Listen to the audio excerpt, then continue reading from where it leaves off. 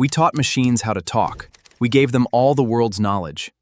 And yet, we're still sitting here, staring at a blinking cursor, wondering how to get a good answer out of them. Back in the 80s, and even into the early 2000s, work meant something different. We solved problems with our own hands, our own instincts, our own trial and error.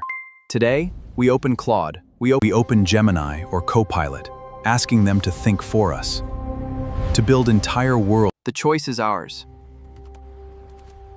We built it with our knowledge, our creativity, our algorithms. It's a mirror of human. Today, we open fearmongery. So what's the answer? Reject AI? No, that ship has sailed. And honestly, it shouldn't. The answer is this. A creative human mindset is the key. So here's the note I want to leave you with. Have a creative mindset, not an AI mindset. Use AI as your tool, never as your replacement.